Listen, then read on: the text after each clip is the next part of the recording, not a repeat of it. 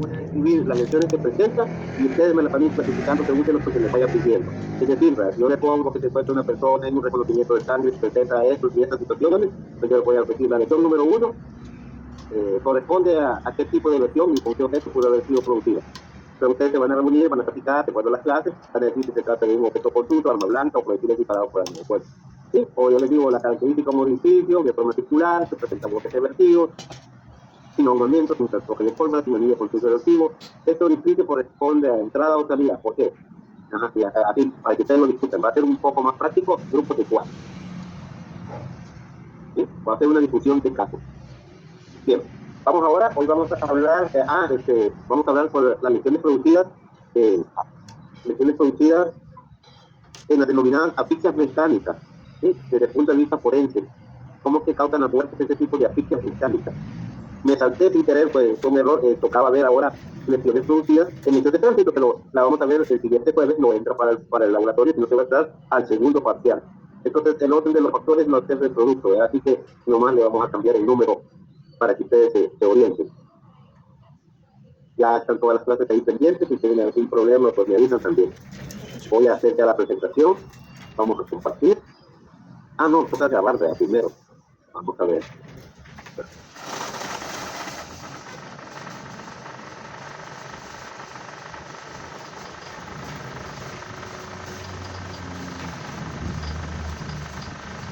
Ok, entonces ahora vamos a ver lesiones producidas por las asfixias mecánicas y en qué consisten y cuál es su importancia desde el punto de vista médico-legal.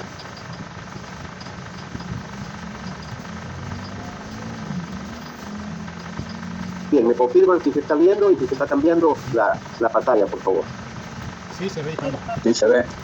Ok, bueno, entonces empecemos para que salgamos temprano. Bien, vamos a hablar ahora sobre las asfixias mecánicas. Las asfixias, en general, son una de las causas de muerte o de los problemas que se presentan cuando hay algunos lesionados. Desde el punto de vista médico-legal es importante que conozcamos porque muchas de las situaciones se presentan en casos en los cuales tenemos fallecidos. Entonces vamos a ver 4 principales asfixias mecánicas. Asfixias hay de varios tipos. En este caso nos interesa a nosotros desde el punto de vista médico-legal las asfixias mecánicas. Bien, para que no se confundan, un poquito de historia, antes se hablaba de asfixia sin latido, ¿sí? Y se hablaba de las personas que tenían asfixia cuando presentaban falta de pulso. Eso ya no es así. Que quede bien claro, ausencia o falta de pulso era en antigüedad, por si leen algún libro viejito, van a ver esa situación. Actualmente, si pregunta el examen, actualmente en la práctica forense se emplea para expresar cualquier interferencia en la función respiratoria. Es decir, vamos a entender asfixia como cualquier situación que me impida a mí realizar una adecuada función respiratoria. Y entonces dentro de esas que se me pueden presentar a mí, tenemos varios signos, varias situaciones, que son las asfixias mecánicas, las asfixias patológicas y las asfixias químicas. Y vamos a entender que asfixias químicas son las producidas por los venenos.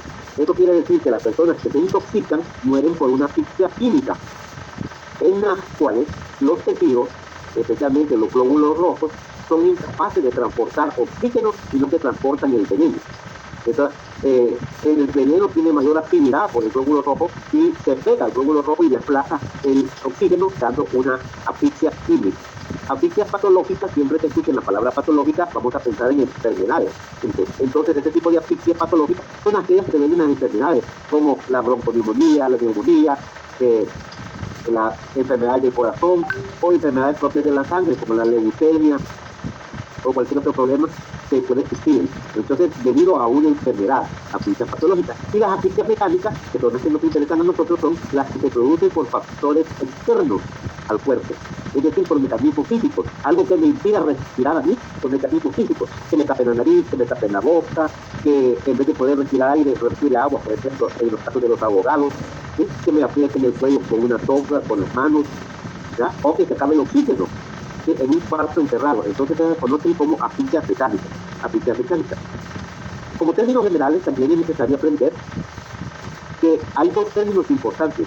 Uno se conoce como hipoxia y el otro como anoxia. Hipoxia quiere decir que hay deficiencia de oxígeno. Cuando hablamos de hipoxia es que todavía alcanza a respirar, pero no hay suficiente oxígeno. Y mientras que anoxia, anoxia, oxígeno, es el déficit total. Entonces van a oír Causa de muerte vale decir hipoxia, porque fue agotando poco a poco el oxígeno. O anoxia, no había oxígeno suficiente que respirar o que el cuerpo insistiera para poder sobrevivir. Entonces, de estos 4 hipoxia y anoxia, hay 4 tipos específicos. Ya me interesa hipoxia o anoxia hipoxémica, isquémica o circulatoria, anémica e histológica. ¿A qué se diferencian eso?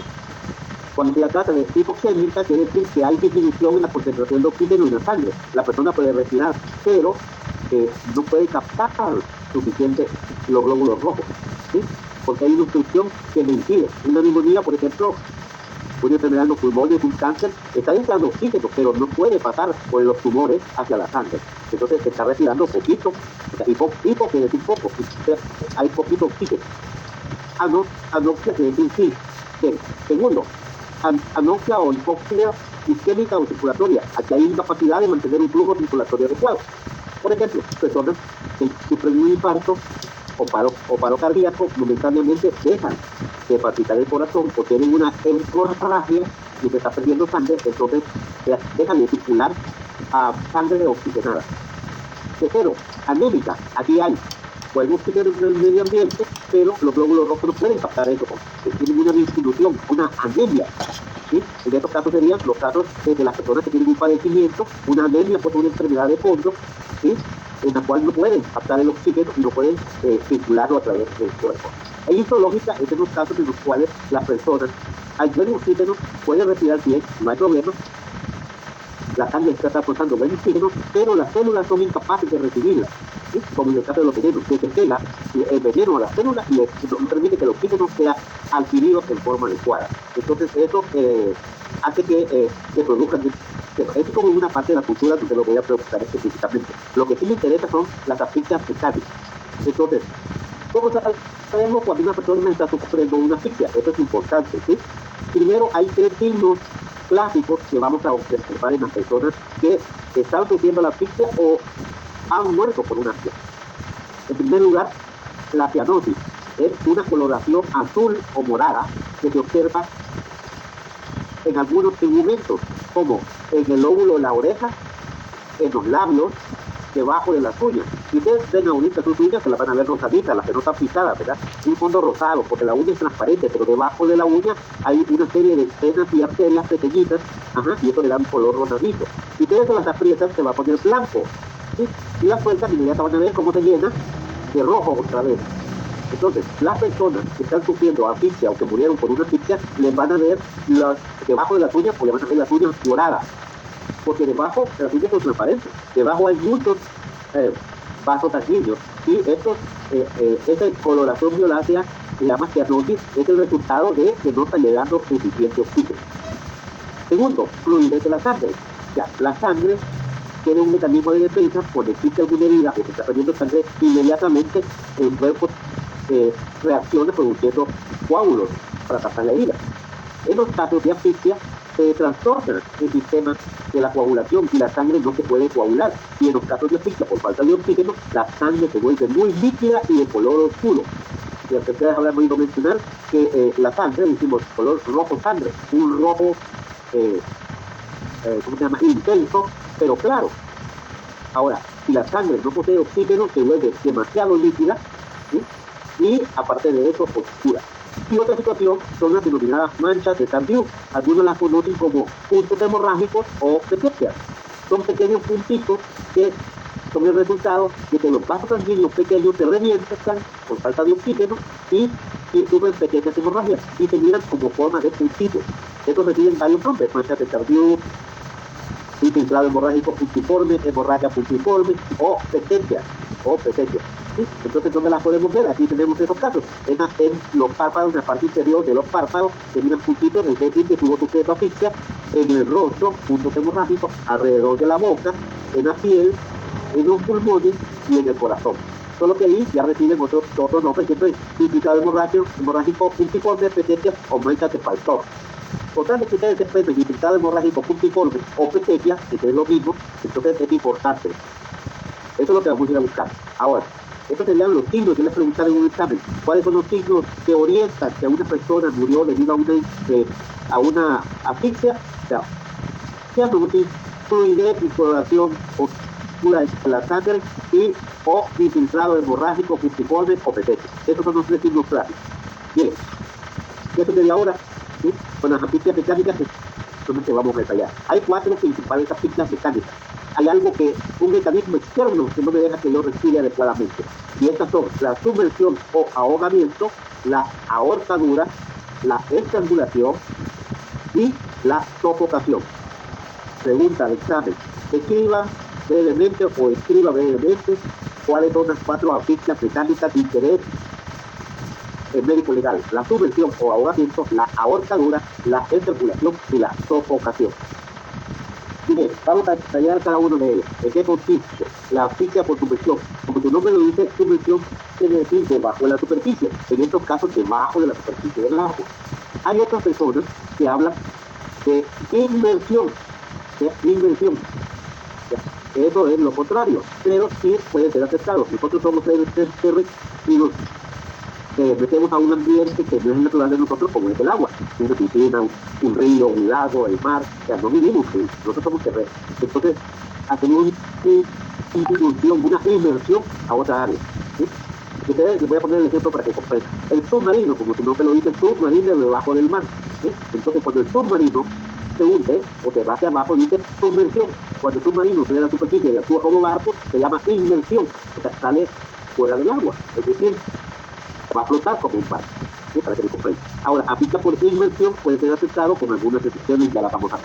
Bien, entonces, ¿qué quiere decir en términos prácticos aplica por sumersión? En términos prácticos, si usted le dice aplica por sumersión, es respirar agua o cualquier líquido, o que cualquier líquido que llegue a los pulmones, entonces esto se considera aplica por sumersión. No necesariamente tiene que estar en un río, un lago, en una piscina. Nos podemos ahogar, ¿sí? Ahogar con un vaso de agua, simple y sencillamente. Entonces, ahí tenemos 4 casos. La sumersión completa, cuando todo el cuerpo está dentro del líquido. Por ejemplo, una persona que se ahoga en una piscina, en el mar, en el río, todo el cuerpo queda dentro del río, del lago, de la piscina. ¿Sí? Sumersión incompleta, solo la cabeza y en casos particulares, solo la nariz y la boca, que es donde nosotros respiramos, se encuentran en el líquido. Pero esto cómo puede suceder, les voy a poner un caso. Un señor llegó en estado de ebriedad a su casa y le sirvieron una sopa. Ajá. Entonces, como estaba tan ebrio, ¿sí? Cuando se durmió, la nariz y la boca la dejó dentro del plato de sopa, ¿sí? Y entonces, ¿qué es lo que pasa? Si usted le tapa la nariz y la boca, todo lo que pueda aguantar, usted lo que va a hacer después para respirar es una inspiración profunda. Va a agarrar bastante aire, como decimos popularmente. Entonces, este señor agarró el aire estando metida la nariz y la boca dentro del plato de sopa. Y entonces, ¿qué es lo que respiró? Respiró literalmente la sopa, el líquido, ¿sí? El líquido lo metió hacia los pulmones en vez de tragárselo al estómago. Entonces, esta es una sumersión incompleta. Sumersión incompleta. Solo la nariz y la boca, o en dado caso la cabeza, podría estar dentro del agua. Lo mismo sucede con algunos niños. Los menores de edad, los niños pequeñitos que andan gateando o apenas empiezan a caminar, se van dentro de un tumbo, de un barril, y no necesariamente tiene que estar lleno de agua, y se van y quedan cabeza abajo, y todo tiene que, póngale, una cuarta de hondo de agua, ya hoy que ha llovido, ahí en un tubo que había puesto para recoger agua, ¿sí? Y quedó el niño de cabeza, y no todo el cuerpo está dentro del recipiente, solo la cabeza o los brazos o el tórax, y los pies quedan hacia arriba. Entonces ahí es una sumersión incompleta. Tercero, sumersión primaria, cuando la persona muere en el lugar de los hechos. Es decir, cuando muere en el río, en la playa, en la orilla del mar, en la orilla de la piscina, en el lugar donde sucedió, en el lago, ¿sí? Cuando murió en el lugar. Y sumersión secundaria, también es conocida como casi ahogado, son las personas que logran sobrevivir, ¿sí? No mueren ahí en el lugar. Es probable que pueda llevarlos hasta un hospital, que tengan sobrevivir en el hospital, les den tratamientos y después fallecen por complicaciones de haber respirado agua. Y aquí vale la pena decir que hay que saber también qué tipo de agua. No es lo mismo una piscina que está llena de cloro, que saben que a las piscinas no la vacían, le echan más agua y más cloro, ¿sí? Pero nunca la vacían. Es raro que limpien una piscina, lo que hacen es aplicarle más componentes químicos. Entonces, ¿qué tiene esa agua? Tiene muchos componentes químicos. Y si te asfixia, o sea, si respira esa agua, está respirando todos esos componentes químicos. Igual es con las personas, hoy con las inundaciones, no puede ser que sea agua llena de tierra, o sea, lodo, ya es otro componente más. o el agua salada es diferente al agua dulce. Entonces, si ustedes después que está lloviendo dejan un poco de sal en un plato, van a ver que al día siguiente la sal que estaba seca se humedece. ¿Por qué? Porque el cloruro de sodio de la sal atrae agua. ¿Sí? Y en los casos de las personas que se mueren por ahogados en el mar, que es agua salada, respiran mucho agua salada y entonces el agua que te va a los pulmones atrae más líquido. ¿Y cuál es el líquido que nosotros tenemos en abundancia? Es la sangre. Tenemos 5 litros de sangre. Entonces empieza a traer hacia los pulmones la sangre. Y no puede hacer el intercambio gaseoso. Y entonces muere por esa situación. Ya lo vamos a ver más adelante. En cuanto a subvención secundaria, los que fallecen en los hospitales por complicaciones. Muchas personas logran sobrevivir, pero se complica que les da insuficiencia renal porque todo el agua que trataron y que respiraron, literalmente respirar agua en la subvención. Entonces, tienen complicaciones, entonces, infecciones, insuficiencia renal, insuficiencia hepática, ¿sí? Por todo eso que ha sucedido. Entonces, otra situación es que consideramos desde el punto de vista médico-legal que la etiología o la forma en que se produce la subvención generalmente es una forma accidental.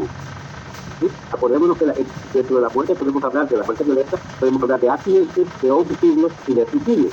Pero también puede ser que alguien lo mantengan con la cabeza debajo del agua o lo metan en una pila y no lo dejen que salga. Eso sería ¿cómo se llama?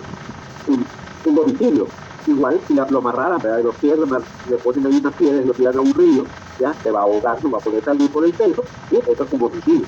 Ahora, un accidente es lo más común y lo otro sería un suicidio. Es muy raro que alguien dice que me voy a matar ahogando, es muy raro, pero puede suceder. Bien. Ahí tenemos los casos, en la izquierda subvención completa, y la derecha subvención incompleta. Bien, ahora, ¿qué es lo que sucede? Cuando la persona se está ahogando, pasa 4 fases. ¿Sí? Eso depende, si ustedes han visto al guardavidas, que generalmente los guardavidas se quedan en una torre, ¿sí? Y en la parte superior y ellos tienen que ver a qué persona es la que tienen que ir a rescatar. No solo porque esté en el mar, se detrás de la cola o algo así, eso es lo que se cuidado. Pero también hay que observar qué es lo que ha sucedido ¿cómo se llama? En estos casos. Entonces, la persona anda nadando, ya sea en una piscina, en un río, de mar, anda tranquila. Y la primera es la parte de sorpresa. Cuando te das cuenta que está en una parte honda, que no toca el fondo, que no mira nadie alrededor, que la orilla está lejos, etc. En esta parte es controlable. Entonces, ¿qué es lo que sucede? La persona trata de nadar, de chapucear, y entonces en ocasiones hace pequeñas inspiraciones, ¿ya? Pero lo puede controlar cuando está arriba y cuando está debajo del agua. Y después viene la fase de resistencia, es decir, la persona se da cuenta que se está ahogando, ya realmente se aflige más, y entonces trata de no respirar. ¿Sí? Pero ¿qué es lo que sucede? Pues ustedes o yo nos tapamos la nariz y la boca, que no queremos respirar o aguantamos la respiración, después de 1 minuto más o menos lo que tenemos es respirar profundo. ¿Sí? Entonces la persona no sabe qué es lo que sucede, si está arriba o debajo del agua, y entonces es aquí cuando se produce, como ha dejado de respirar, produce una necesidad de aire y pasa a la siguiente fase que se llama fase disneica o de cansancio. Entonces empieza a respirar en forma desordenada sin saber estar arriba o debajo del agua, en la superficie o debajo del agua. Y es así cuando literalmente respira y traga un líquido. ¿Sí? Porque tanto puede que extraña que lo meta a extragar y se lo pase al estómago, como lo respire literalmente y se vaya para los pulmones.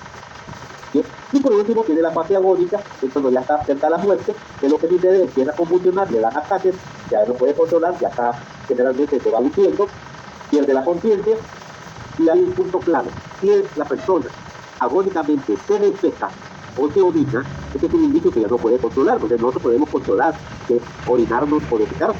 Sabemos cuando está ocurriendo. Entonces, en estos casos, si la persona entra en estado de inconsciencia y se defeca o se orina, quiere decir que no tiene control sobre su cuerpo y que la muerte está próxima.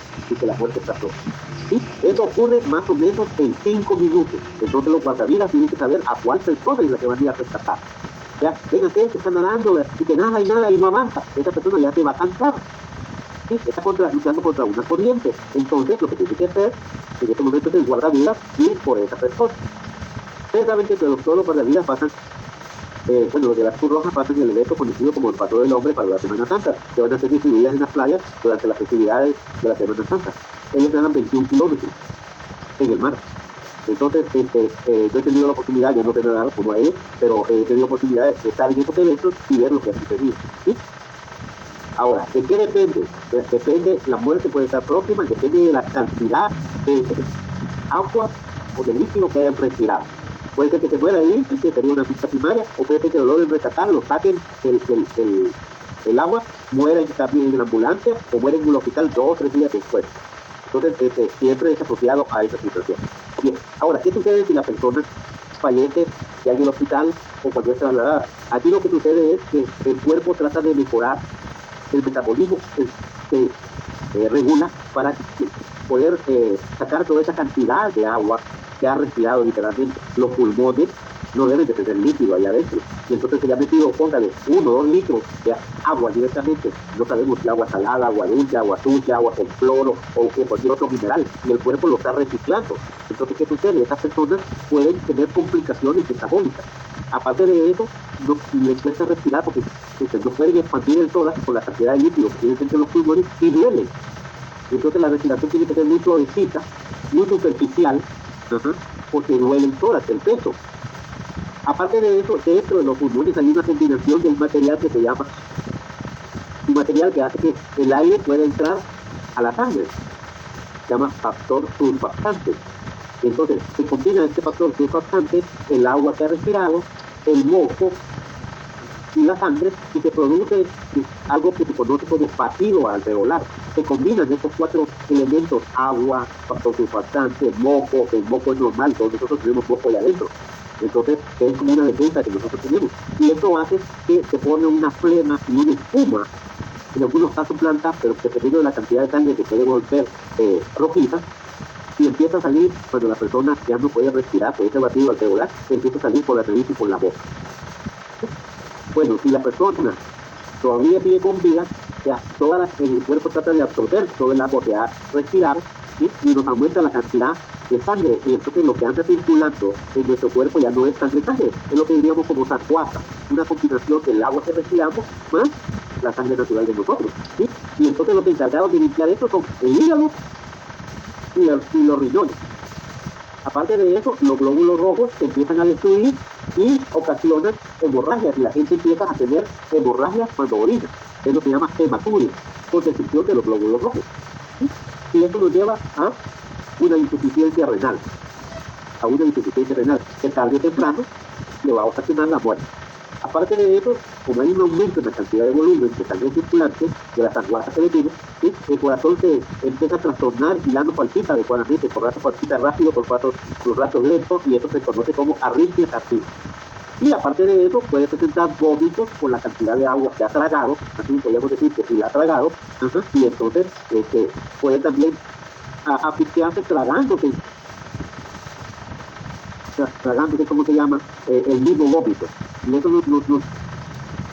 nos haría otros trastornos más difíciles de sobrellevar. Y eso se conoce como síndrome de post-inmersión o de casi ahogado, o semi-ahogamiento, quieran llamarlo. Bien. ¿Qué es lo que nosotros encontramos con las personas que fallecen? Cuando fallecen hay que hacerle autopsia porque es una muerte violenta, ¿sí? Y hay que demostrar que la persona estaba viva cuando cayó al agua y se asfixió, o si no, que fue un muerto que a una persona que ya estaba muerta, la mataron por otras cosas y la tiraron al agua para decir, pobrecito, se ahogó.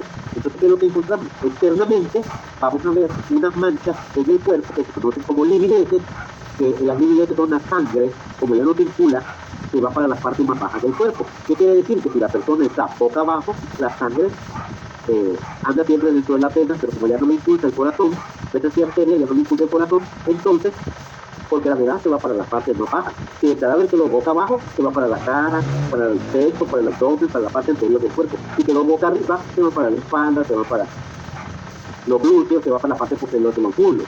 Entonces, estas manchas, que son un signo de la muerte, estas manchas, en primer lugar, se vuelven más pálidas porque ya no es sangre lo que tenemos ahí en el cadáver, sino que es una sanguata, una combinación de sangre con todo el líquido que hay inspirado. Segundo, la piel se pone como piel de gallina, o cutis anterina. Eso se debe a que los músculos que sostienen cada pelito se paralizan y entonces se mira como la piel de gallina. Entonces han desplumado una gallina, entonces se mira ahí los poros, dice la gente, se remarcan los poros, ¿sí? Esa es la piel anterina. El tercero, maceración cutánea. Aquí sucede que de tanto estar en el agua, y eso nos ha pasado, se acordarán cuando andaban de novio, que estaban ahí en la piscina, ay, teniéndole la larga, no se salían. Cuando salen del agua, ¿verdad?, se van a ver los pies, los dedos de los pies y las manos con arrugas. ¿Sí? Eso es de tanto estar en el agua, se le conoce como el signo de la bandera, de la que lavan, la bandera. Ese signo es de tanto estar en el agua, la piel se macera y se pone blanca, y aparte de eso con arrugas. Esto significa que el cuerpo estuvo mucho tiempo en el agua. Ahí podemos ver un caso, vean los pies todos arrugados, porque normalmente la piel de ahí es lisa, ¿sí?, blanquecina, ¿verdad? Eso quiere decir que el cuerpo estuvo en el agua. Si ustedes alcanzan a ver desde la sala de autopsia, que en el fondo se mira que hay restos de tierra y piedra, que lo sacaron de un río. Bien. También puede observarse lo que les dije, que en el interior del cuerpo, de los pulmones, hay una combinación de los 4 elementos y se empieza a formar el conocido vacío alveolar, y empieza a salir en forma, ¿sí?, de una estigma, ya sea blanca, rosada o roja, depende de la cantidad de sangre que se haya combinado, ¿sí?, es una combinación del aire, el líquido, el moco y el factor surfactante que se encuentra en los pulmones. Que al ver eso, pues inmediatamente ya pensamos que la persona ya falleció. ¿Sí? Hola, ¿alguien habló? Sí. Otro signo que vemos, como lo vimos en un principio, ¿verdad?, es la cianosis. El cuerpo se pone morado. Puede ser que sucede que al principio solo se vea morado la punta de la nariz, los labios, las uñas, los lóbulos de la oreja, los genitales se pueden poner morados. ¿Sí? Un ejemplo de esto es lo que nos sucede, como les digo, cuando estamos en la piscina, ¿verdad? Los niños que están en la piscina, los pequeños, pequeñitos que no se quieren salir, la mamá y los papás los quieren sacar, ahí están todos violentos, los sacan, van a verle la piel de gallina, ya, no, que te muerto. Y no sé, ahí hay contracción de los músculos que les mira la piel como con puntitos, que les miran los poros, van a ver las manos arrugadas y los pies arrugados, ¿verdad? Van a ver un poco de cianosis y no se quiere salir, ¿verdad?, de la piscina. Igual, de tanto permanecer en el agua, los ojos, la conjuntiva, la parte blanca de los ojos, por el contacto con el agua y con la hemorragia que puede tener, lo van a ver enrojecido. ¿Sí? Enrojecido. Y algunas veces hay que tener presente que los cuerpos pueden presentar algunos golpes o contusiones simples. ¿Por qué? Porque todos los cuerpos se van al fondo. Se van al fondo del río, del lago, del mar, de la piscina, y están golpeando contra el fondo, o pueden haber piedras, rocas, arena, lo que sea. Entonces hay que diferenciar cuando se trata de un golpe producido en vida, porque puede ser que lo hayan golpeado, lo mataron de golpe, ¿verdad? Y a diferencia de un golpe que se dio ya estando fallecido dentro del agua.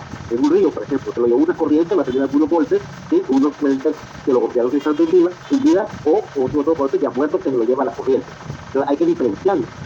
Ahora, ¿qué es lo que sucede? El cadáver de la persona que fallece se coloca como una navaja, se abre como una navaja, ¿sí? Porque la cabeza y los pies pesan un poco más y entonces toma esta posición, ¿sí? Cabeza y pies.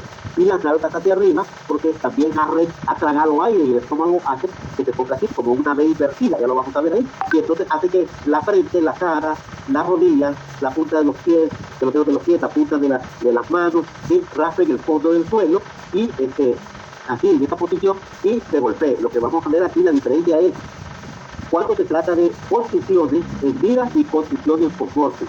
Preguntita de examen, como vamos a ver contusiones, las contusiones se observan en vida presentan infiltrado hemorrágico o florete. Los muertos ya no lo presentan. Bien, ahí estamos viendo el hongo de espuma, la salida del espuma que viene desde los pulmones debido a lo que está sucediendo microscópicamente, el famoso vacío alveolar, y esto es extraduce. Este es un caso que les tocó explicar el compañero, que decían que la señora había sido golpeada. Entonces él presentó este dibujo en la posición, porque ese día golpes aquí, o sea, al hacer la toque se demostró que no pasaban de la piel nada más, y golpes en la punta de la nariz. ¿Ya? No es que la hubieran golpeado, sino que eran lesiones post-mortem, o ya muerto. Bien, cuando ya se hace la autopsia, internamente, ¿qué es lo que encontramos? Encontramos la espuma blanca en todo, desde la nariz, la boca, hasta los pulmones. Encontramos los pulmones hinchados, tumefactos, muy pesados. ¿Sí? Los pulmones en conjunto no deben pesar más de 750 gramos, los dos puntos. 750 puede pesar uno, que está tumefacto. ¿Sí? Y al hacerle heridas en los pulmones, al abrirlos para ver su interior, sale sangre oscura, como lo dijimos en un principio, y también espuma. Entonces, eso es importante determinar. También encontramos las manchas de Falcón o petequias, se llaman especialmente, y también las ponen como petequias o puntos hemorrágicos, porque se revientan los vasos superficiales que hay en los pulmones. Y entonces ahí se miran los pulmones con puntitos con hemorragia. Esto es debido a la asfixia. Y hay dos signos importantes, ¿sí? Uno que se llama hemorragia temporal o signo de Giles, y hemorragia endodontal o signo de Vargas Alvarado. Que esto es cuando ya el cuerpo no lo podemos explorar, ya solo encontramos los huesos, ¿sí? Y entonces vamos a ver esta hemorragia, o ya se lo estamos comiendo los peces o los copilotes y salió a flotante. Entonces, para ver, ya no tenemos tejido, ya no tenemos espuma, entonces vamos a buscar en estos huesos para ver si se encuentran estas hemorragias. Ahí están viendo, están haciendo la autopsia, esa es la plaquia, esa es el líquido blanco. Las manchas puntiformes y eso, en estos casos, es lo que se denomina la hemorragia.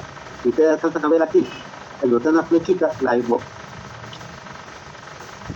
En la parte interna, esa es hemorragia temporal, es donde están colocados los oídos. Entonces la presión que se ejerce del agua hacia los oídos causa hemorragia y se tiran los huesos que se llaman huesos temporales. Y la otra, que es la hemorragia endodontal, es aquí la presión que se ejerce el agua por la nariz y la fuerza que está haciendo la persona por respirar. Entonces, aparece ahí arriba la nariz, tiene, para que salgan los nervios con los cuales respiramos, sentimos los olores, hay una especie como de colador. Entonces ahí, eso es lo que está marcando, esa hemorragia. Los huesos, si ustedes alcanzan a ver aquí, son huesos blancos, son color blanco, ¿verdad? Y la hemorragia, que si lo puedo ver, ¿verdad? La hemorragia de color oscuro, este es los huesos, ¿sí? Alcanzan a ver ahí, ahí afuera, la región temporal es esta que estoy moviendo el cursor, y la región verboidal que estoy aquí moviendo en la parte anterior. Entonces, eso nos ayuda a determinar cuando el cadáver ya está putrefacto, por ejemplo, y se produjo eso porque estaba vivo, ¿sí? Cuando cayó al agua. Bien. ¿Alguna pregunta sobre la sumersión? Pasemos al otro. ¿Hay preguntas sobre los ahogados? Ahogados, no abogados. Ajá. Yo tengo una pregunta, doctor. Dígame. Me llamó la atención en una imagen donde aparece que haya sido golpeada por vida, pero como se dijo que cuando alguien ha fallecido por asfixia ya no se le hace un morete después del golpe, pero en esa imagen se ven los golpes como rojizos. No, ahí, no, lo que pasa es que es una fotografía, ¿verdad? Entonces, eso que usted está viendo ahí es porque ya se produjo, se puede tener un grupo que se llama apergaminamiento. Entonces, de estar ahí, en esa constitución o apergaminamiento, es de estar expuesta al sol. Entonces, es así. Entonces, ¿qué es lo que hacemos para demostrar eso? Hacemos un corte, lo metamos al microscopio, al microscópico, y ahí nos reportan de que es un artefacto. Ok, gracias. Entonces, aparte, que nosotros no hemos visto todavía, que tiene toda la razón, pero también para poder demostrar existen estudios complementarios. Por ejemplo, si yo pongo a alguien y digo, lo voy a acusar de que está ebrio, ya lo puedo acusar por ver el comportamiento, pero lo ideal sería que le hiciéramos un alcohol, y ahí nos va a decir, tiene tanto, ¿cómo se llama? Tanto un pastor en sangre. Eso lo va a demostrar. Esa es una prueba como lo que está. Por eso se trataría, entonces le digo, mira, si no se le pide un microscopio, y le respondo que la lesión no hay indicado de borrar. Hay una fotografía, es que la fotografía es de que te una fotografía, puede ser lo que vimos ahí, puede ser toca, y lo que se trata de esto, que es, debe ser agónico. Pero si le da algo, todavía está fría, no había fuerte. Esas son cosas de valorar, porque si la miedo que se la llevó el río y todo eso, pues no vamos a ayudar. Pero si es un cadáver que lo encontramos, ahí nos pone un poquito difícil. Estos son como los tips que debe tener el perito para poder ayudarle al abogado a determinar. Bien, digamos, asfixia por abortadura. Sí.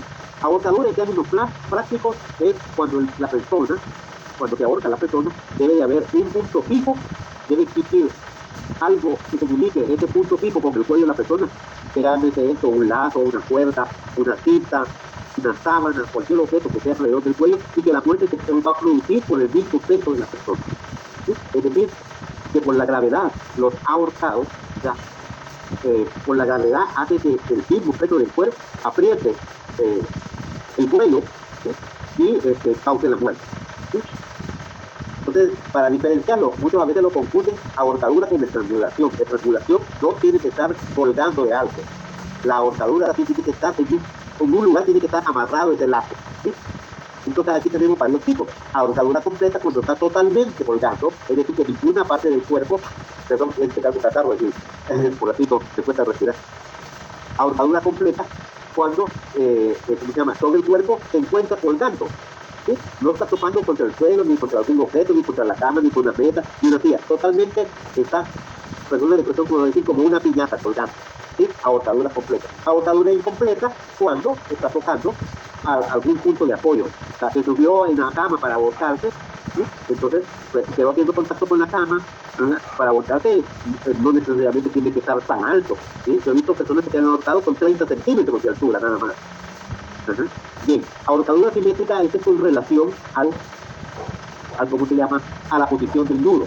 Digo, así como se está viendo, no sé si está viendo la cámara, pero si se ve la cámara, si no estuviera aquí, cabal, yo se pone el lazo y estuviera abortado y estuviera... No se le ve, doctor. No se ve la cámara, ok. No. Pero si el lazo estuviera exactamente en la línea media del cuerpo, debajo del mentón o en la nuca, acá en el pelo superior de la nuca, pero que estuviera al centro, se conoce como abortadura simétrica.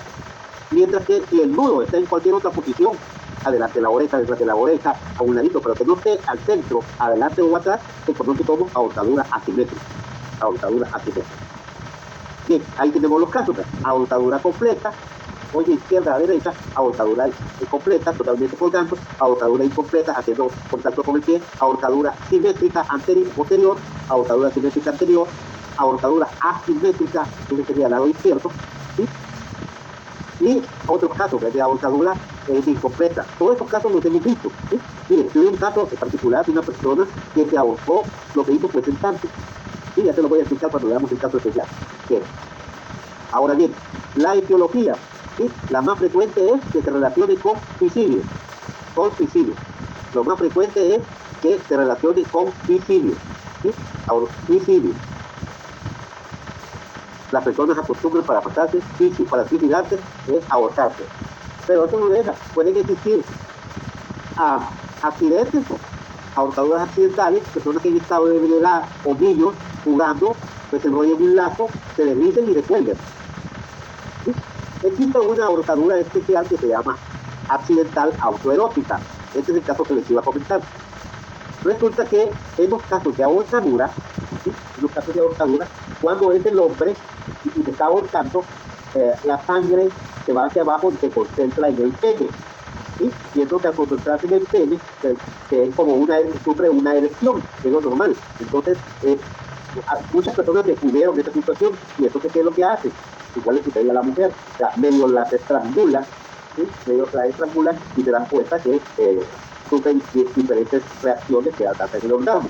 Igual sucede en el hombre. Entonces, esa abortadura erótica, tuvimos un caso particular. Miren, una persona, pero lo que me hizo fue pasar un lazo en una puerta, pasaba el lazo por arriba, y en el picaporte de un lado amarraba la puerta y en el otro lado se ponía él. Pero lo que hacía es que se iba como sentando, cuando ya sentía que se estaba ahorcando, se paraba. Entonces, ¿qué es lo que sucedía? Tenía erecciones, se masturbaba y disfrutaba. Pero ¿qué es lo que sucedió a esta persona? Resulta que esta persona tenía una botella de licor alrededor, estaba en estado de debilidad, no sé cuántas veces lo había hecho, había un líquido ahí gelatinoso, que probablemente alguna eyaculación leve, y esta persona se resbaló y se sentó de un solo, entonces se ahorcó. Y entonces, ¿qué es lo que pasamos? Cuando quitamos el lazo, y vimos la parte de arriba de la puerta, ahí tenía un montón de rayones, quiere decir que lo había hecho infinidad de veces. Entonces, realmente fue un accidente que se resbalara, que cayera, y se quedó sentado, ¿sí? Sentado. Luego está la forma homicida, ¿sí? Este es como los vaqueros, ¿verdad? Que colgaban a las personas, ya casi no se utiliza, y sí existe la ahorcadura judicial, o sea, como pena de muerte, morir en aborta. Bien. Al igual que la asinvención, ahí pasan 3 etapas, una fase de anestesia, una fase convulsiva y una fase propiamente asfíctica, que más o menos dura entre 5 y 8 minutos, que más o menos dura de 5 a 8 minutos. Esa es la importancia de la persona, si está ahorcándose en el momento, podríamos salvarlo. Después de un tiempo ya no podemos, porque solo tenemos 5 minutos para lograrlo, ¿sí? 8 minutos para lograrlo, perdón. Entonces, ¿qué es lo que sucede? Al hacer presión en el lazo en el cuello, entonces ahí ¿cómo se llama? Pierde la conciencia, ahí se aprietan los nervios que van desde la cabeza hacia el resto del cuerpo, ¿sí? Y entonces entra en una anestesia y después empieza a convulsionar, ¿sí? Y al final, conforme va comprimiendo el lazo, entonces va apretando los nervios, va apretando los vasos sanguíneos, no pasa sangre hacia la cabeza, sangre hacia la cabeza, ni baja sangre de la cabeza a los pies, y comprime la tráquea. Y dependiendo, si es una persona obesa, puede ser, y hasta los huesos de la columna, hasta el cuello, ¿sí? y eso le produce la muerte. 8 minutos. Pero hay personas que han logrado sobrevivir, que se llama síndrome o ahorcadura o del casi ahorcado. ¿Sí? Entonces estas personas que se reventó el lazo, lo lograron bajar, les queda una marca que es un surco en el cuello, que puede durar varios días, que es donde estaba apretando el cuello del lazo. Quedan con disfonía, que es problema para hablar, porque se aprietan el cuello, la garganta, las fuerzas vocales, y entonces pueden quedar con voz aguda, con voz ronca, con problemas para hablar, así como estoy yo ahora diafónico. Tercero, disfagia, problemas para tragar, ¿sí? Porque también detrás de la garganta pasa el esófago, y ahí pasan los alimentos, entonces también la presión que ejerce el cuello, y entonces el lazo, y puede quedar con problemas para tragar. Dolor en el cuello, adormecimientos de los miembros, o hay compresión de los nervios, puede quedar con, se llaman parestesias o adormecimientos de los brazos, de las piernas, que no lo sienta, no puede controlar a veces la orina, no siente deseo de orina cuando mira se siente que ha orinado o defecado. Confusión mental, amnesia, porque no pasa sangre al cerebro y puede haber impacto cerebral. Bien. Entonces ahí tenemos los diferentes casos. Entonces en la figura, cómo se comprime lo que estábamos hablando, la compresión que existe tanto de los vasos como de los nervios. Entonces esto es importante poder determinarlo para poder orientar nosotros qué es lo que ha sucedido, ¿sí? Ahí pueden ver ustedes compresión de los vasos sanguíneos, compresión de la tráquea, compresión del esófago y así no puede. Si no le causa la muerte, puede suceder que más adelante puede quedar con problemas mentales, ¿sí?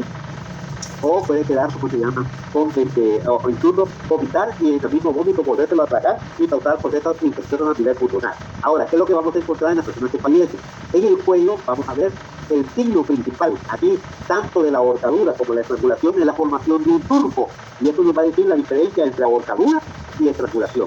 En los casos de ahorcadura, es un surco que está arriba de la manzana de Adán, como está colgando, el surco es arriba de la manzana de Adán. ¿Sí? Ese huesito que se nos pasa más a los hombres, ¿sí? En la garganta, arriba del cartílago tiroides o manzana de Adán. Segundo es de orientación oblicua. Tercero es incompleto porque no se fija, no se marca donde está el nudo. ¿Sí? Entonces esa tres características. Y cuarto que pasó ahí puede ser, generalmente es único. Entonces las características del signo de ahorcadura, del surco de la ahorcadura son un surco único, oblicuo, incompleto y por arriba del cartílago tiroides o manzana de Adán. ¿Sí? El cartílago tiroides o manzana de Adán. Entonces ahí están viendo ustedes en esta diapositiva el surco de lo que estábamos hablando. Lo voy a ampliar lo máximo que pueda. Y ahí ven ustedes, ahí está único, no vemos, oblicuo, inclinado, pues, no es horizontal, oblicuo, hacia arriba, pues, ¿sí? Único, hacia arriba, oblicuo y por arriba del cartílago tiroides. Bien. Ahora, algunas veces van a ver el cuerpo que se encuentra blanco, el rostro blanco o el rostro azul. Eso depende de dónde es el nudo.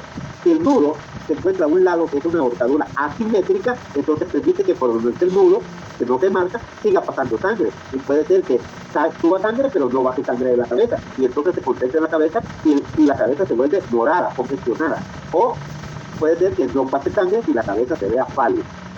Los genitales externos ya lo habíamos explicado. Hay una ¿cómo se llama? Congestión pasiva de sangre y pueden haber casos de erecciones, incluso de eyaculación. No por eso quiere decir que se trate de abuso sexual, pero si se puede sospechar, que mientras. Hasta pueden decir que no hay peor investigación que la que no se hace o que no hay, que algunos casos no se resuelven porque no se averiguan adecuadamente. Bien. Las livideces, las manchas, se van para la parte que está más debajo del cuerpo y como está colgado, las manchas se van del ombligo para abajo. Ya lo van a ver. ¿Sí? Entonces aquí está en el dibujo, ahí pueden ver ustedes, hemos marcado las manchas y aquí tenemos dos cadáveres. El cadáver de un joven, vean el color, y el cadáver de una mujer. Vean la diferencia a nivel del abdomen, en el caso de la mujer que está al lado derecho, ya ven las manchas, se llaman livideces, que quiere decir los genitales no tienen livideces ni el abdomen. Entonces eso quiere decir que estuvo colgada, ¿sí? En vertical. Bien, eso lo vamos a pasar si quieren ver. Ahora, con la asfixia por estrangulación, que muchas veces se la confunden, aquí no necesariamente, el cuerpo no tiene que estar colgado. Si está colgado se llama ahorcadura, ¿sí? Entonces la estrangulación puede producirse enrollando un objeto alrededor del cuerpo, puede hacerse haciendo compresión con las manos, con un objeto, con un lazo alrededor del cuerpo, alrededor del cuello, con un garrote, por ejemplo, con la macana que usan los policías, y hacen presión en la parte anterior, en la garganta, de que eso es una estrangulación. Entonces eso nos está dando la diferencia con la ahorcadura, ¿sí? Con la ahorcadura. Igual que la estrangulación como la ahorcadura tiene características vasculares, es decir, comprime los vasos sanguíneos, no pasa sangre, comprime la tráquea, no pasa aire, y comprime los nervios, y es un efecto cambio inhibidor. ¿Sí? Entonces, esto se logra con una presión de 15 a 20 kilos. ¿Sí? Entonces, ahí dependiendo como haya sido, ahí podemos determinar si se trata de una estrangulación por un superior, si es con una mano, con las dos manos, si por delante, si por detrás. Entonces, ¿qué es lo que vamos a ver? Vamos a ver la presión que ejercen los dedos sobre el cuello. Entonces vamos a buscar, como es en vida, son contusiones producidas por los dedos, entonces vamos a ir a buscar las marcas. Se me olvidó decirles que tanto en ahorcadura como en estrangulación, nosotros recolectamos muestras de las uñas al fallecido para ver si se defendió y aludió al agresor. Porque aludió el solo queriendo quitar el astro. Y entonces vamos a ver si hay tejido de la piel donde se aludió. Entonces, la compresión es igual, aquí depende de qué tan grande sea la mano, o de que o si es con una mano, con las dos manos, si es por delante o si es por detrás. Ahora, cuando es estrangulación por lazo, tiende a confundirse con la ahorcadura. Los dos dejan un surco. La diferencia es que el surco de estrangulación se halla a nivel o por debajo de la manzana de Adán. Tiene que en la ahorcadura por arriba. Entonces, en la estrangulación, el surco se halla por debajo o a nivel de la manzana de Adán con cartílago tiroides. Es completo, es decir, que está alrededor de todo el cuello. En la ahorcadura es incompleto. ¿Sí? Y puede ser, en la ahorcadura es una vuelta, un solo surco, en la estrangulación puede ser varias vueltas. Múltiples surcos, ya lo vamos a ver. ¿Sí? Y es de posición horizontal, a diferencia de la ahorcadura, que es de posición oblicua. ¿Sí? Oblicua. Entonces veamos un surco, aquí tenemos una persona, ustedes tratan a ver ahí, y han enrollado un cable, ¿sí? Una conexión eléctrica, una extensión, tiene varias vueltas, está en todo el cuello, alrededor de todo el cuello, es horizontal y está a nivel o por debajo de la manzana de Adán. ¿Sí? Lo mismo sucede con las manos. Ahora, tanto en la ahorcadura como en la estrangulación, algunas veces la lengua tiende a salir. Es por la presión que se ejerce a nivel de la base de la lengua. Entonces, si ustedes tienen ahorita una presión que se une arriba del cuello, es una presión, le dan ganas de vomitar, lo que hace es la lengua salir expulsada. O sea, hay aquí una serie de mitos, tanto en los ahorcados como en estrangulados, pero esto es importante poder diferenciar. ¿Bien? Bien. Ya. Y por último, llegamos a la asfixia por sofocación. ¿Tienen alguna pregunta en estrangulación y ahorcadura?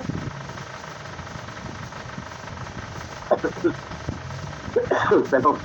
¿No hay pregunta? Bueno, sigamos. Por último, tenemos la asfixia por sofocación. La sofocación la vamos a determinar porque no existe, no está llegando suficiente aire a los pulmones. Y entonces aquí tenemos 4 tipos de sofocación. La obstrucción o tapar los orificios respiratorios, es decir, tapar la nariz y la boca. La obstrucción de la vía respiratoria, es decir, algo dentro de mi cuerpo me tape, o sea, un objeto, o sea, me traje yo, por ejemplo, un juguete, un pedazo de comida internamente, obstrucción de la vía respiratoria. Inmovilización del tórax, algo que no me deje respirar, solo para respirar expandimos el pecho. ¿Sí? Cada vez que respiramos, si se pone la mano ahorita y hace una respiración profunda, va a sentir como su pecho levanta. ¿Sí? Porque también tenemos músculos accesorios que están entre las costillas que sirven como un fuelle para expandir los pulmones. Entonces, si yo no puedo expandir mi tórax, ya no puedo respirar adecuadamente. Y tercero es la carencia de aire adecuado. Estas son personas que se quedan encerradas en un lugar y se acaba el aire. ¿Sí? Se acaba totalmente el aire y como podría hacer un cuarto cerrado, hermético. ¿Sí? Ya les voy a presentar un caso. Veamos cada uno de ellos. En los casos de obturación o tapar los orificios respiratorios, es decir, la nariz y la boca, eso se ve, por ejemplo, en los casos en que asfixian a un niño, que es muy sencillo, no tiene mucha fuerza, y con solo tapar la nariz y la boca. O sea, lo vemos en las películas, obturación de los niños respiratorios, que están las parejas y el amante o el marido mata al amante, como sea, y le ponen una almohada, y está haciendo tapándole la nariz y la boca. Y aquí tenemos casos de mordaza, o sea, tela adhesiva sobre el rostro, y los casos de secuestro que le ponen ahí tela adhesiva. Yo he visto casos de secuestros que les han colocado esa tapa de seda, pega increíblemente, esa tela de encima. Entonces, imagínate, no deja pasar el agua, ya no deja pasar el aire, y se lo ponen en la boca y en la nariz, así que a la almohada o las manos del agresor.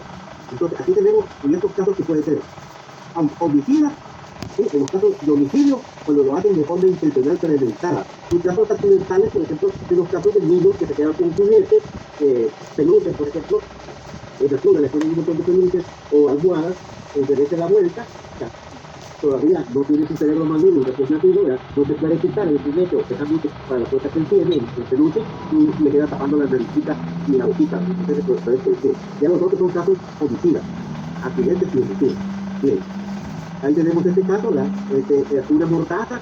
¿Sí? Entonces, lo que vamos a ver aquí es restos de pegamento, y se trata de tela adhesiva, saliva, sangre, la persona trata de gritar y no puede, trata de tener la boca tapada, se golpea los dientes, golpea la parte interior de los dientes, de los labios, ajá, y puede haber hemorragia o puede haber mordidas de la lengua, de los mismos labios. Y en los casos de las personas que con la mano directamente, pues pueden quedar también arullones cuando está tratando de tapar la nariz y la boca. La mano del agresor puede arullar o causar rasguños en la piel alrededor de la nariz y la boca.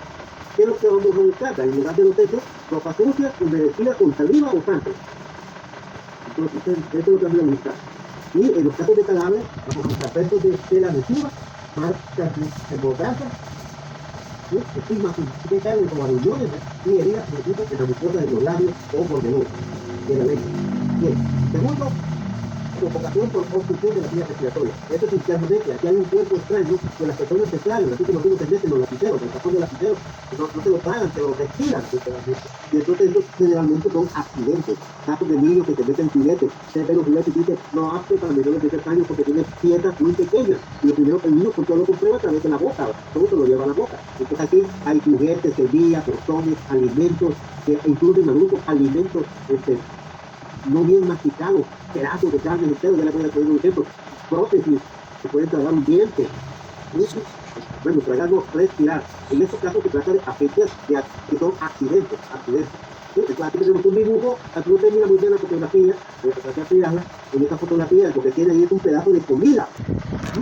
Un pedazo de comida que es lo que estamos tratando de representar. Esta es la lengua, la parte de aquí de la lengua, y aquí se está tapando la epiglotis, o sea, donde hay dos agujeritos, uno que va para los pulmones, que se llama el inicio de la tráquea, y el otro es el orificio que va hacia el esófago. Entonces ahí tenemos una válvula que se llama epiglotis. Entonces cuando trabajamos, tapa el orificio para que la comida no se vaya a los pulmones, y cuando respiramos se abre para que deje pasar el aire. Entonces en estos casos en particular, miren este caso, este señor que estaba comiendo, que lo ve la piel uno por uno, cuando hacemos la autopsia, encontramos los siguientes.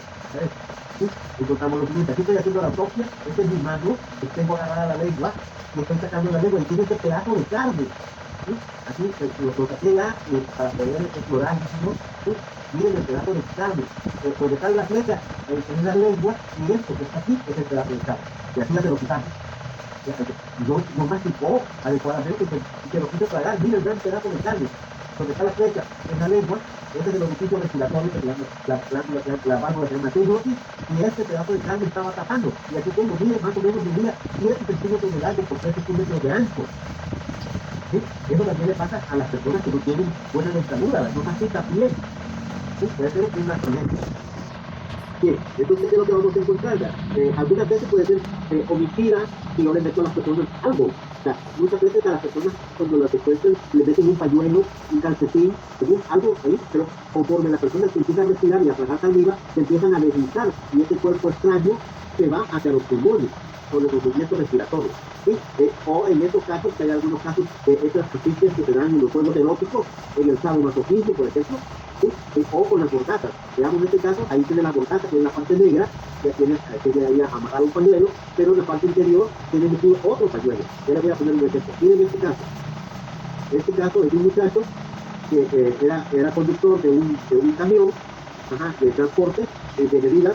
Se encuentra en el camión, se llevan el dinero y se lleva toda la bebida que se llevaba ahí. Y entonces el motorista, ¿cómo se llama? Lo dejan tirado, le ponen una mortaja y dentro de la boca le meten un calcetín para que lo grite. Dijeron, se lo va a picar y ya se va. Pero la persona no pudo respirar con el calcetín que le habían metido dentro de la boca. Entonces este calcetín, alcanzan a ver ahí lo tiene dentro de la boca. Y se le había ido hasta la garganta, para que lo entiendan. Se le había ido hasta la garganta. Y entonces les acerca el calcetín para que vean qué es lo que le había sucedido. Hay que ver, pongámoslo para que lo podamos ver. No se puede ver, no se puede ver el frente. Entonces, miren todo el calcetín, Por lo tanto, no sabes la puntita, ¿verdad? Todo lo que tenía. Imagínense cuánto tiene el árbol de calcetín, 20 centímetros, desde la boca hasta la garganta. Entonces, eso les ocasionó la muerte. Afecta por obstrucción de las vías respiratorias. Tercero, compresión sobre la fosa abdominal. Pues, como les expliqué, hay ocasiones en las cuales el pecho tiene una presión, no pueden respirar las personas. En los casos de los jóvenes que trabajan en el mercado, por ejemplo, que le caiga un saco, se cierran las costillas, el peso del saco, la carga porque estamos afectando, ya lo hace que o personas que quedan atrapadas en los accidentes de tránsito entre el timón o las partes de los vehículos, ya no pueden respirar, mueren por una asfixia. Entonces aquí tenemos un signo que se conoce como signo de Morestin. O sea, el rostro se pone morado, porque la sangre no puede bajar por la presión que está haciendo el peso sobre el corazón, sobre los pulmones. ¿Sí? Entonces no se puede vaciar adecuadamente y el rostro se pone morado, congestionado. Se llama signo de Morestin, signo de Morestin. Y la última que se llama sofocación por carencia de aire respirable. Entonces aquí tenemos dos modalidades, una que es el confinamiento y la otra que es el sepultamiento. El confinamiento es quedarse encerrado o en un lugar en el cual se agote el oxígeno. Entonces, ¿qué es lo que vemos en estos casos? Los signos generales de asfixia, cianosis, fluidez de la sangre, las petequias, los cuerpos pueden estar sudados porque se quedan en un cuarto encerrado, ¿sí? Y desgastes de las uñas porque la gente trata de salir y abrir. Entonces, las manos tienen heridas. Y lo que les dije, finalmente ya cuando están falleciendo, hay defecaciones u orina. Aquí les voy a presentar un caso, lo voy a poner apostado para que se sepa aquí. Este es un caso de un niño que estaba jugando a las escondidas y entonces se escondió en un refrigerador.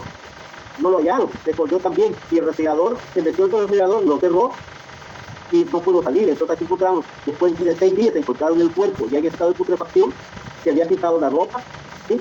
Los zapatos, y está dentro del refrigerador. ¿Sí? Se acabó el oxígeno. Y ustedes ven, los refrigeradores son herméticos para que no se salga el aire frío. ¿Sí? Entonces, en estos casos, pues, es igual. Asfixia por, ¿cómo se llama? Carencia de aire respirable de tipo confinamiento. Y la última, que es el sepultamiento, aquí es, la asfixia es porque se acaba el aire y lo que ya no es aire lo que existe, sino que otro material. Como en el caso de las colinas, ¿recuerdan? Las colinas, lodo, tierra, también hemos visto gente que se ha caído en los hilos, donde guardan el maíz, el frijol, y entonces la gente se va hundiendo, como arena movediza, ¿verdad? Se va hundiendo, se van sepultando en los granos y cuando tratan de respirar, lo que respiran es los granos de maíz, el maicillo, etc. ¿Sí? O la tierra. Entonces, se acaba el aire y nos complica el otro tema. ¿Sí? Si tienen alguna pregunta, curiosidad, pues tienen un momento para poder hacer las preguntas o comentarios. Hola.